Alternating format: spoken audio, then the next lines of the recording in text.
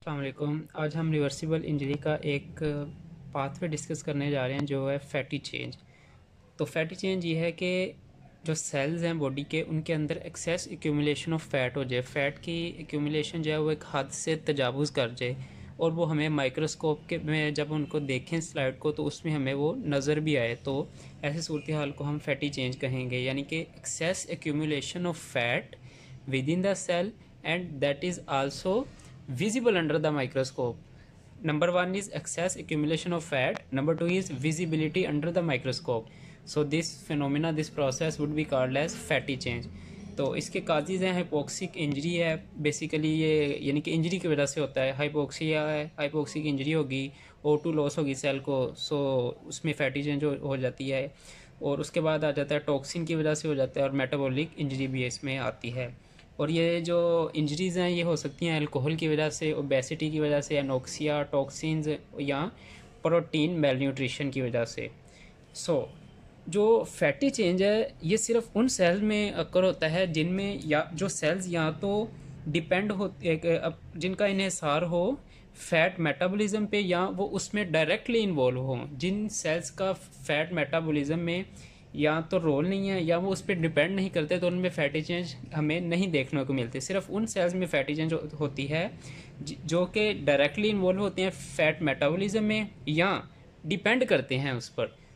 ऐसे सेल्स में हमें फैटी चेंज देखने को मिलती हैं, जैसा कि हम कह सकते हैं जी लिवर सेल्स हैं और किडनी सेल्स, इनमें हमें फैटी चेंज मिलती है।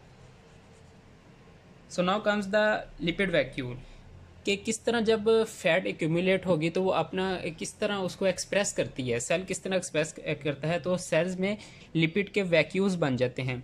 इनको हम जो हाइड्रोपिक जो वाटर वैक्यूल्स हैं ये उनसे थोड़े डिफरेंट होते हैं, उनके हम देख लेते हैं।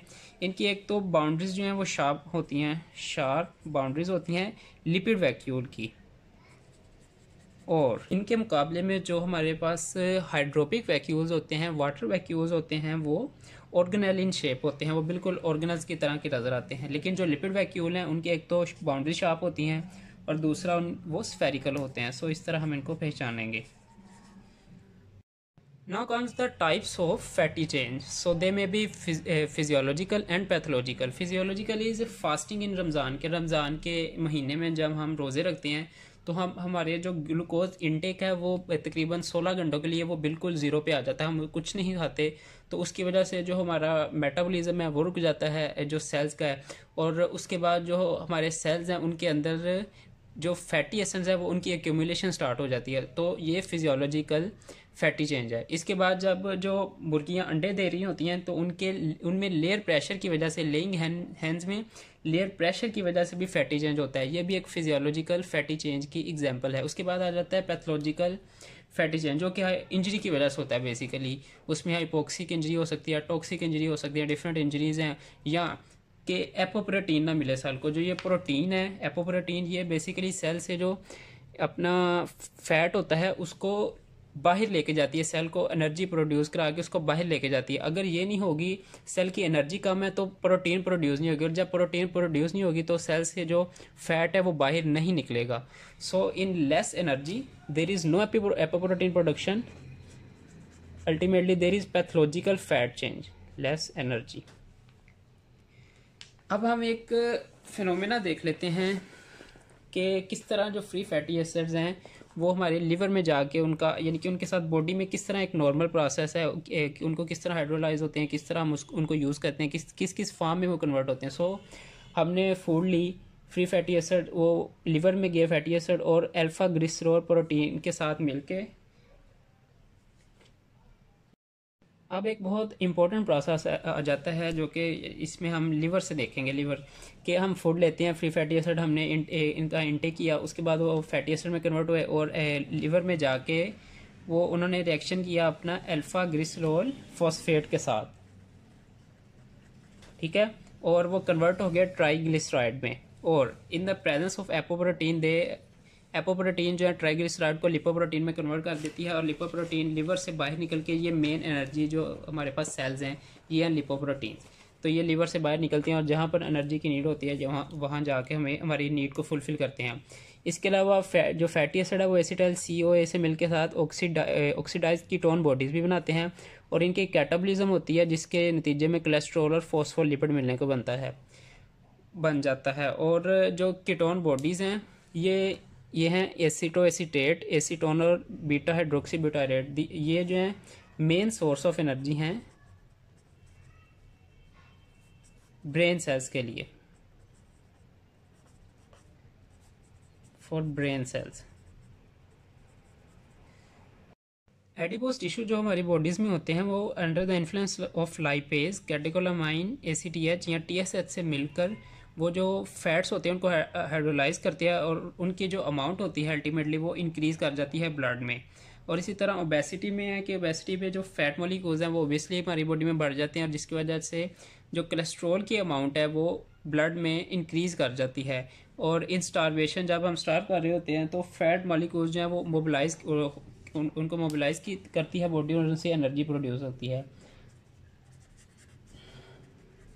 फैट मॉलिक्यूल्स मोबिलाइज करती है।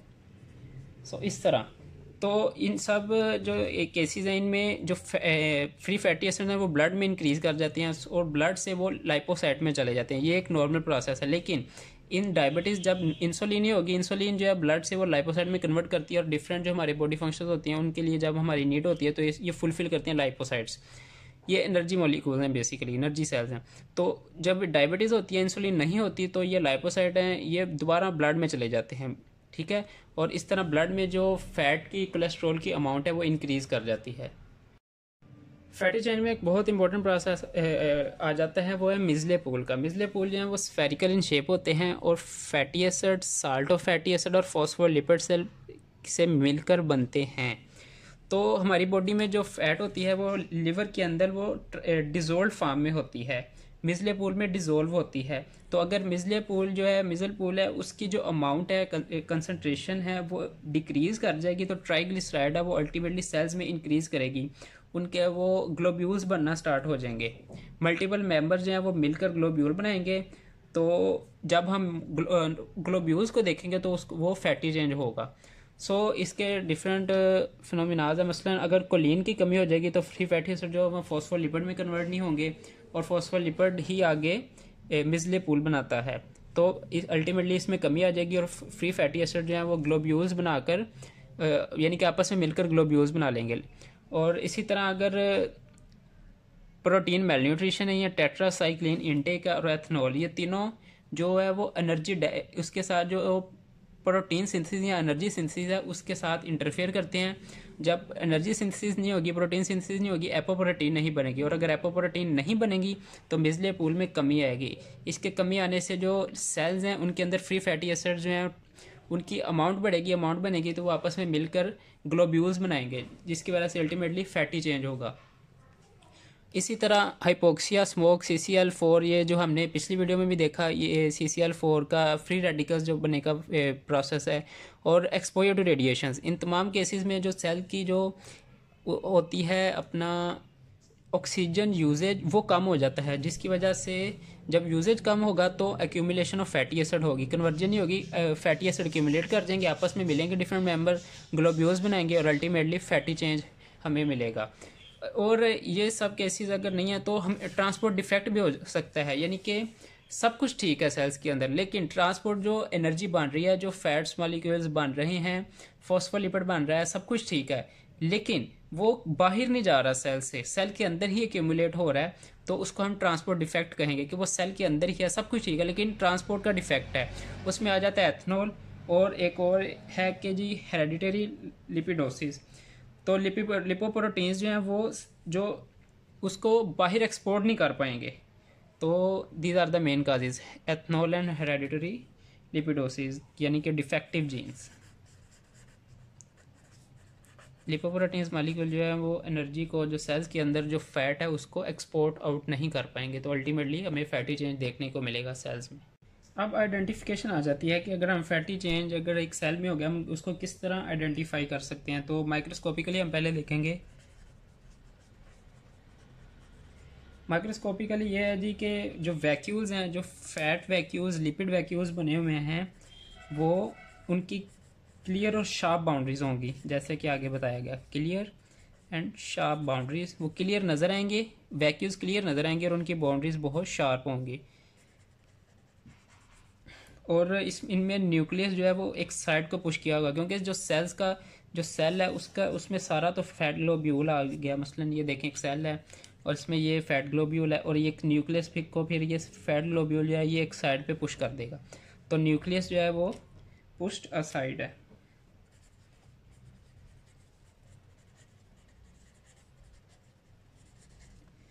और जो फैटी चेंज वाले सेल हैं वो स्पेशल स्टेन्स अपने ले लेते हैं। मसलन oil red and Sudan 3 and Sudan 4। तो ये डाइज हैं, इनके ज़रिए भी या तो हम उसको HND में देखेंगे या इस पे डाई स्पेशल डाइज भी बनी हुई हैं जो फैटी चेंज वाले सेल हैं उनको आइडेंटिफाई करने के लिए। तो ये ऑरेंज से रेड देते हैं कलर, ऑरेंज टू रेड, ये येलो